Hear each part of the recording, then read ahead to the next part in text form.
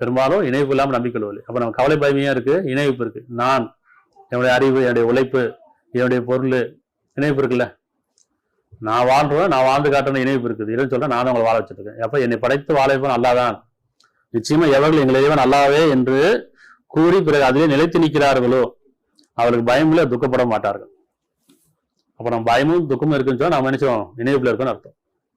நாம இணைப்புல நினைச்சிட்டு இருக்கோம், நான் கோயிலுக்கு போறது இல்லப்பா, நான் சிலை வழிபாடு பண்றது இல்லை, எப்படி உருவ வழிபாடு பண்றது இல்லை, அதை இணைப்பு நினைச்சிட்டு இருக்கோம். நம்ம உருவத்திச்சே நம்ம இணை வச்சுட்டு இருக்கோமா இல்லையா? நான்ற ஒரு உருவம் இருக்குல்ல, என்னுடைய அறிவுன்னு ஒரு பொருள் இருக்குல்ல, என்னுடைய பொருள்னு ஒரு இணைப்பு இருக்குல்ல. அப்ப நான் என்னுடையது ஒரு இணைப்பு தானே. எதுவுமே என்னுடையது கிடையாது, எல்லாம் இறைவன் கொடுத்தது. எதுவும் எனக்கு சொந்தம் கிடையாது, எல்லாம் விட்டு தான் போக போறேன். அப்ப எப்படி வாழணும்?